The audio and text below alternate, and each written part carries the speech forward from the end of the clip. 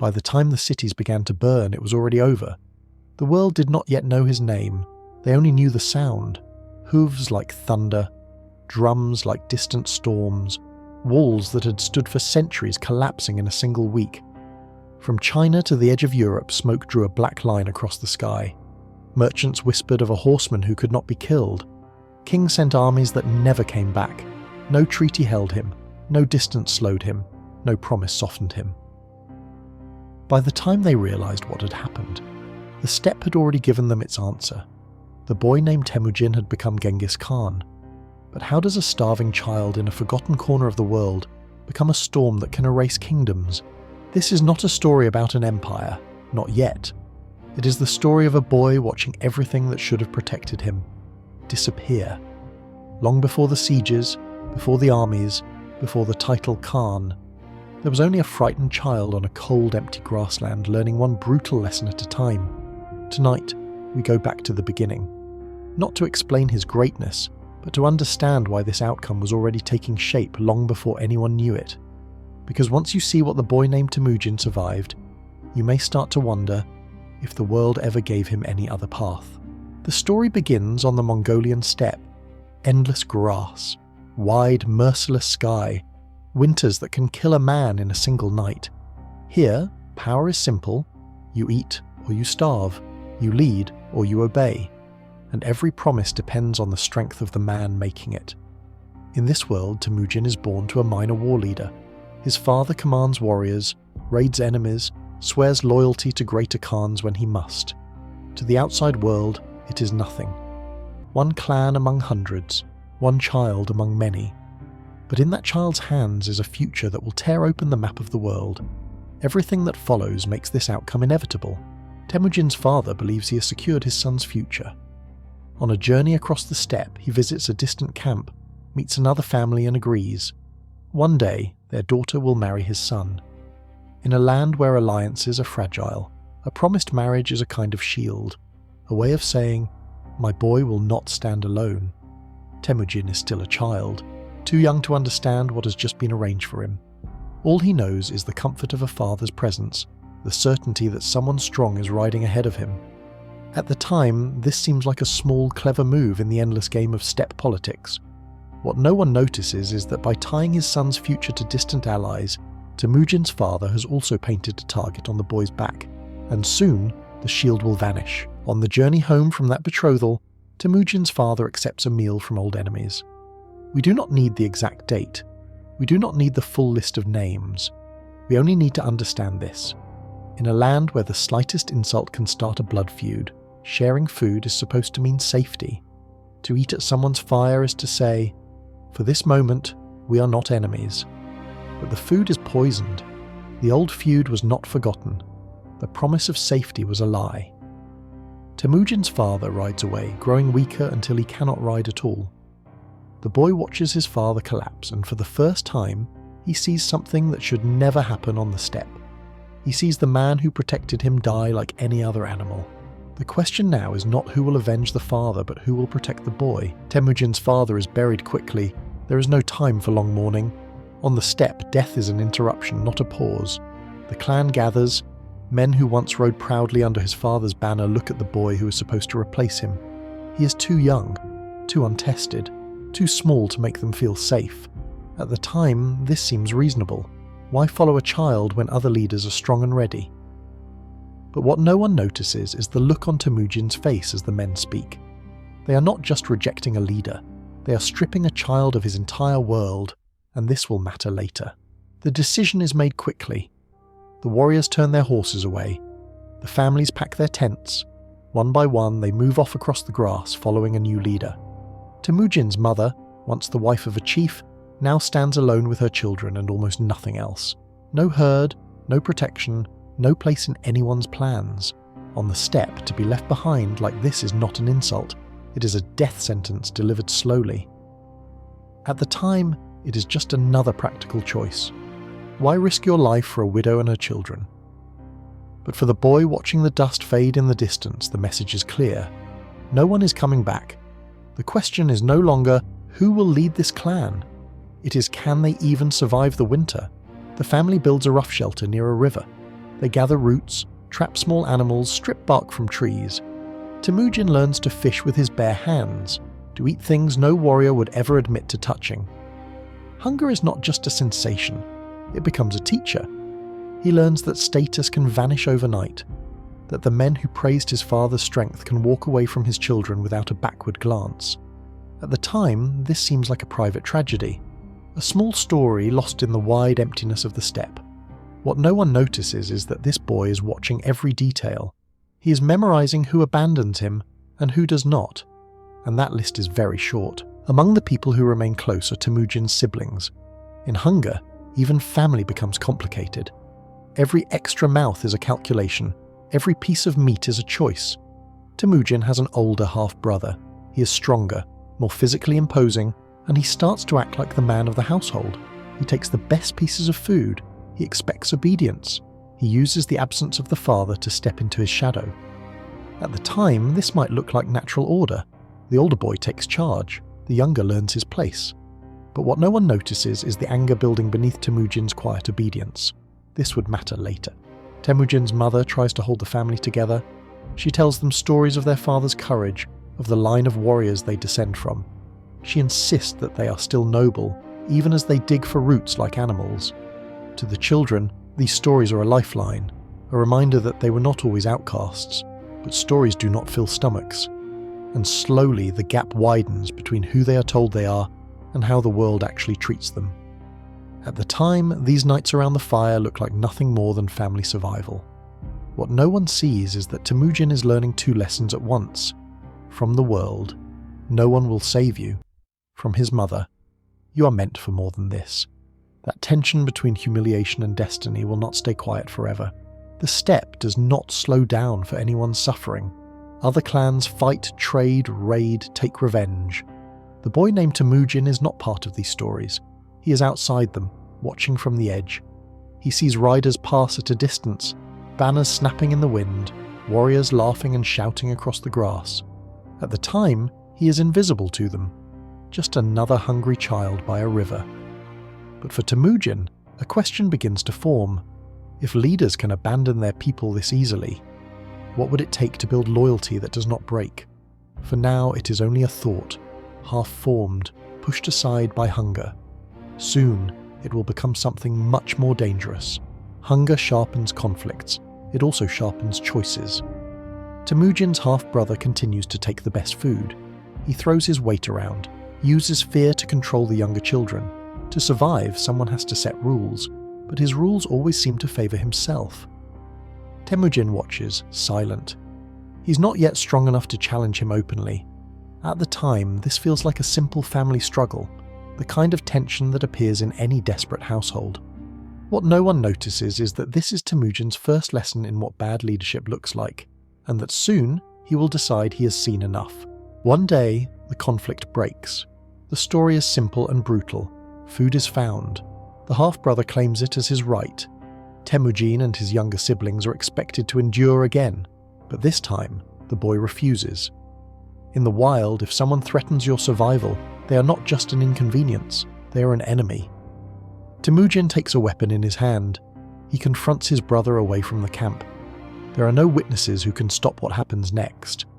At the time, it may look like a childish outburst, a moment of rage, but the choice he makes will mark him forever. Temujin kills his half-brother. No duel, no formal challenge, no steppe ritual to make it honorable, just a boy deciding that one more day of humiliation is one too many. For his family, it is a horror. His mother is said to be furious, terrified of what this means. On the steppe, killing your own kin crosses a line.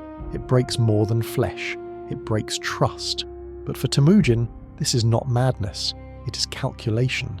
He has removed a rival who threatened his place in the family's future. The moral cost is enormous. The practical result is clear. And this is the first time he learns that survival may demand crossing lines that others are afraid to touch. The audience might still believe he can grow past this, become something gentler, but the ground beneath him is already cracking. The years go by. Temujin grows taller, harder, quieter. He learns to read the sky for weather, the grass for tracks, people for weakness. Despite everything, there is still hope. He is no longer a small child. He remembers the marriage promise his father made years ago. Somewhere on the steppe, there is a girl whose family agreed to link their future to his. If that promise still holds, Temujin might gain new allies, new protection, a place back inside the world of clans and khans. At the time, this seems possible. The story could turn here. The boy might step back into the web of alliances and truly begin his rise, but the steppe has not finished testing him, and the people who once abandoned his family are about to reappear. Nearby lives a powerful group who once claimed authority over Temujin's people. They see him not as a future leader, but as something else, an orphan boy with blood ties to their past. In a world where every potential rival matters, even a nearly forgotten child can be a problem. When Temujin returns from a journey, he is seized, bound, taken as a captive. They do not kill him. Killing makes martyrs. Slavery makes examples. At the time, this punishment seems effective. It is a way of saying, know your place, you are nothing. But what no one realizes is that they are not just chaining a boy, they are teaching him his final, most dangerous lesson. And then came the decision. Temujin is fitted with a wooden collar, a heavy frame that marks him as a slave. The device cuts into his skin, forces his head at an angle, makes every movement slow and painful. He is kept under guard, paraded as a warning. This is what happens to those who forget their place. At first, he is stunned. After everything he has survived, he is once again powerless, reduced to a living symbol of defeat. The choice before him is brutal, but simple. Accept this life. Become the obedient servant they expect, or risk everything on one dangerous idea. This will not be his ending. The decision he makes in that collar will change not just his life, but the lives of millions still unborn. One night, his captors grow careless. The guards are distracted. The camp is relaxed. After all, what can a single boy do with a wooden collar around his neck and a river of enemies around him? Temujin feels the weight of the wood, the weight of all his memories. The day his clan rode away, the taste of hunger, the look on his half-brother's face, the moment he chose action over fear. He understands something now. No one is coming to rescue him. There will be no miracle. If he is to move again through the world as a free man, he must take that freedom with his own hands. He chooses, not just to escape, but to never again live as someone else's possession. From this point on, power will no longer be something that happens to him. It will be something he makes. Temujin acts. He waits for the right moment, when the camp is half asleep, when the guards' eyes are elsewhere. He loosens his bonds. He struggles against the wood until skin tears and blood slicks the frame. Some accounts say a family in the camp takes pity on him, hiding him in the darkness, risking their own safety for a boy in a collar. Whether out of compassion or quiet resentment against their own leaders, they help him slip into the night. Temujin plunges into the river, water closing over the wooden frame, his breath burning as he stays beneath the surface while shouts rise behind him. When he drags himself out on the far bank, half drowned, bleeding and shaking, one thing is certain. The boy who stood up in that camp and chose defiance is not the same boy who walked in. And the men who enslaved him have just created their most dangerous enemy. The consequences begin immediately. His escape is an insult, a humiliation for the men who claimed authority over him. On the steppe, reputation is everything. If word spreads that they cannot even hold one boy, their enemies will laugh, their allies will doubt, their followers will think twice. They will want him back, dead, if necessary. Temujin knows this. He knows he has not simply won his freedom. He has declared war on people who are still much stronger than he is. Every fire on the horizon could be a hunting party. Every stranger could be the hand that drags him back into chains. What looked like a single act of escape is already spiraling outward into something larger. The question now is not, will he survive, but what sort of man must he become to make sure he is never chained again? Temujin returns to the few who still matter to him. His family, the woman once promised to him, the handful of people who did not abandon him when he was nothing. He does not return as a child begging to be taken back. He returns as someone who has proven he will risk everything rather than submit. On the steppe, that kind of courage or recklessness is its own form of currency. Those who shelter him now are making a bet that this boy will someday be able to protect them as fiercely as he protects himself. Temujin begins to repay that trust. He remembers the family who hid him in the camp, the risks they took. He has seen what it means when leaders forget the people who depend on them. He has felt that abandonment in his bones. He will not lead like that. But the kind of loyalty he wants to build will require something terrible in return. In the years that follow, Temujin starts to gather men around him, not with promises of endless plunder, not with ancient noble titles, but with something simpler. If you stand by me, I will stand by you. He rewards loyalty, even from low-born followers. He punishes betrayal, no matter how high the rank. On this harsh landscape, that is a revolutionary idea. At the time, it looks like the strategy of a desperate young leader trying to scrape together a following. What no one fully sees yet is that the boy who starved by the river, who killed his brother, who escaped the collar, is forging a new kind of power out of his own scars. Soon, that power will reach far beyond the grasslands. For now, it is still forming, sharp, hungry, and unstoppable. History often tells this story in reverse. We start with the conqueror, with the cities he burned, the armies he shattered, the mountains of skulls left behind. We say, here is a man who loved war, who was born for conquest, who chose brutality. We look at what he became, and we assume that the reasons are simple: ambition, violence, cruelty. But if we only look at the man on the throne, we miss the boy in the dirt. And without the boy, nothing makes sense. History blames Genghis Khan for the rivers of blood that followed him, but the real failure began when a clan turned its back on a dead man's family and walked away. It began when men who called themselves warriors decided that the survival of a widow and her children was not worth their effort. It began when a world built on oaths and loyalty showed a child that those words meant nothing when they were no longer convenient.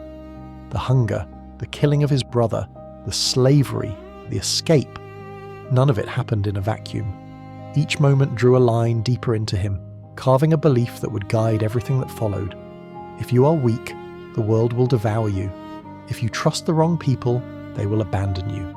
The usual story says Genghis Khan built his empire through cruelty, that he rose because he was merciless, that he terrorized the world simply because he could. But when you look at the boy named Temujin, you see something else. You see a child who learned that power is the only reliable protection, and that love without strength is just a story you tell yourself as the world rides away. He did not start with a kingdom. He did not inherit a stable throne. He started abandoned by his own people, fighting his own family for food, chained like an animal by men who thought he would never matter. What grew from that was not inevitable greatness. It was something more precise, a man shaped by the terror of helplessness.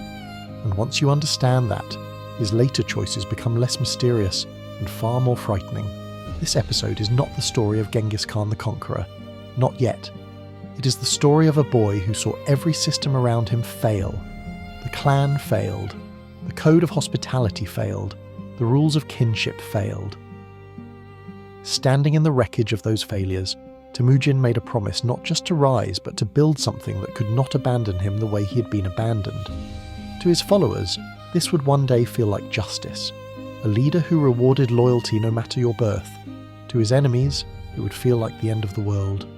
Both truths begin here, with a boy who decided that he would never be powerless again. History is full of children no one expects to matter. A starving boy by a river, a captive in a wooden collar, a name spoken only inside a small frightened family, while the rest of the world rides past without looking. Most of those children disappear. Their stories die with them. The world never sees what it created. Temujin did not disappear. He learned. He learned that mercy without strength is just a wish, that loyalty without consequences is just a word, that if the world will not protect you, you must become the thing it cannot ignore. He didn't fall because he was weak. He rose because he believed the one lesson the steppe carved into him. No one is coming. So you must become what you once begged for. Some empires are built from gentle dreams of order and peace. This one was not. This empire began with a child staring across cold, empty grassland and deciding that he would never again be the one left standing alone as the riders vanished. That is the haunting truth behind the legend of Genghis Khan. Before he terrified the world terrified him. And once a boy like that finds the strength to break his collar, the question is no longer, will he survive? It is, what will he do with the power he has sworn never to lose again? The boy named Temujin has escaped his chains. Ahead of him lies a steppe that once abandoned him, and a future he is now determined to seize. The clans do not yet know his name. The cities of the world sleep peacefully behind their walls, but the decision has already been made. This was only the beginning. The Khan has not yet been born, and when he is, the world that left him behind will learn what it created.